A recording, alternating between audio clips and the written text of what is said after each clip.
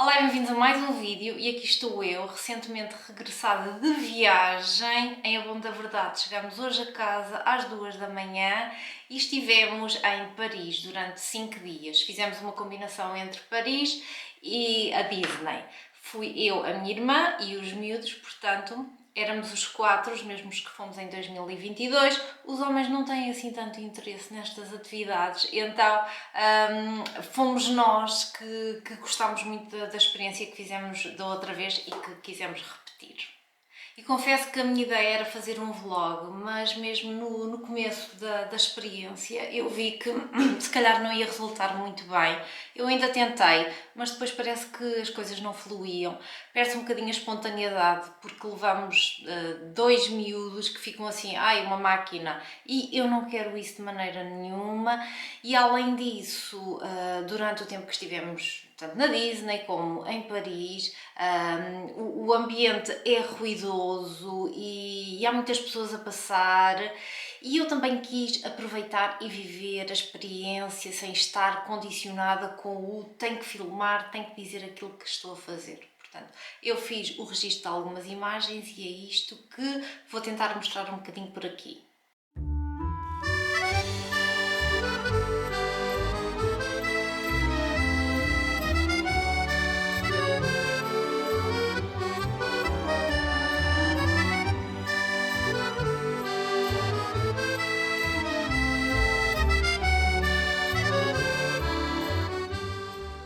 E o nosso dia 1 começou super cedo. Saímos aqui da Benedita às 2h15 da manhã. Chegámos ao parque de estacionamento, eram 3h20 e nós contratámos o serviço de aluguer de espaço para estacionarmos o carro e o transfer que nos levava ao aeroporto. Entre o Prior Velho e o aeroporto é bastante rápido, uns 5 minutinhos, se o trânsito estiver ok. Mas há sempre aquelas coisas de fazer o check-in do carro e também como é uma altura do dia em que há menos gente a trabalhar tendencialmente, então às vezes as coisas acabam por demorar um bocadinho mais, mas correu tudo bem e antes das 4 horas estávamos no aeroporto. Depois de passar a segurança é sempre aquilo que eu digo, é o alívio, depois uma pessoa vai andando. Mas até passar a segurança uma pessoa parece que anda sempre assim um bocadinho mais em stress e a querer que tudo corra bem, porque a viagem acaba por ser um investimento grande, não é? E tudo que é subsequente está condicionado também com a primeira viagem de avião. E chegámos a Paris por volta das 9h30 da manhã, depois foi tentar apanhar transporte para o centro da cidade. Nós tentámos 2 vezes o Bolt, só que o aeroporto de Orly está em obras e não foi fácil. Depois acabaram por ser desmarcadas pelos motoristas mesmo e no final de contas acabamos por apanhar um táxi, que foi a escolha mais acertada. O valor são 45€, que é um valor fixo para aquela parte da cidade, então é bom porque sabemos quanto é que vamos pagar. E chegando à cidade fomos até perto da Gare de Lyon, em que a minha irmã já tinha visto que haviam lá uns cacifos grandes onde nós podíamos deixar a mala, as bagagens, algumas mochilas para depois conseguirmos ir passear pela cidade, porque ainda era muito cedo e não íamos para a zona do nosso hotel. E isto das dormidas foi assim um trafego, porque fizemos uma noite num sítio, outra noite na Disney, depois mais 2 noites voltámos ao sítio da primeira noite, então acabámos por andar sempre com as tralhas atrás. E então, estava a dizer que deixámos lá as nossas bagagens nos cacifes e fomos passear um bocadinho por Paris. Entretanto, já era hora de almoçar, fizemos uma paragem. Fomos depois ao Louvre. Nós não tínhamos bilhetes marcados, comprados, porque pensámos, vamos andando e vamos vendo aquilo que dá. E chegámos mais ou menos, era 2 horas talvez, e conseguimos entrar, mesmo sem os bilhetes. Depois o Diego e a Nina queriam ir ver a Mona Lisa, porque o Diego nunca tinha ido ver, e os bilhetes para crianças menos de 18 anos é valor zero, portanto são gratuitos, enquanto que para os adultos seria 22 euros. Entraram eles os dois, que a Nina já tem quase 18 anos, não é? Faz 18 anos neste verão, e foram ver aquilo que queriam de ver. Depois disso, demos mais uma voltinha por ali, à beira do Sena, que acaba por ser sempre assim um sítio muito agradável e o tempo também estava bom, ajudou. E fomos buscar as nossas malas para apanhar transporte para Torre, que foi onde nós dormimos nessa primeira noite.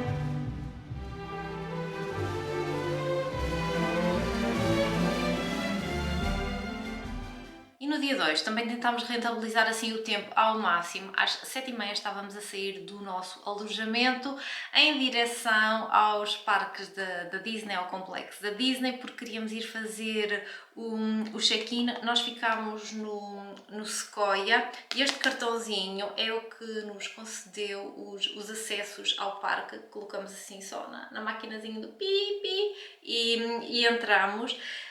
Isto foi uma noite, mas 2 dias de parques em 2 parques distintos. Então tentámos aproveitar mesmo todas as atrações dos parques, ainda que soubéssemos mais, ou tivéssemos uma melhor noção daquilo que gostávamos mais de fazer, porque a Cristiana e a Nina já têm mais experiência, eu e o Diego fomos em 2022 e havia coisas que gostámos mais e que quisemos repetir, outras que agora não achamos assim tanta piada e que dispensámos. Mas estivemos todo o dia por lá. À meia da tarde recebemos um SMS a dizer que o nosso quarto estava pronto, porque de manhã, apesar de nós termos ficado logo com os cartões, o quarto ainda não estava pronto, porque era bastante cedo. E então, quando ele ficou pronto, andámos mais um bocadinho pelo parque e depois fomos colocar a nossa bagagem, descansar um bocadinho, já que queríamos ir também voltar para ver o espetáculo da noite, que começava às 22h40 e acaba às 23h. E uma das grandes vantagens de se estar a dormir mesmo no complexo da Disney é a proximidade, é não ter que apanhar transportes públicos, consegue-se fazer as coisas a andar e demora muito menos tempo, então aquelas horas da noite acabou por dar mesmo muito jeito e tivemos a experiência em 2022 que tínhamos ainda que apanhar o RER, ainda que fosse só uma paragem, mas de qualquer das maneiras acabava por ser mais complicado.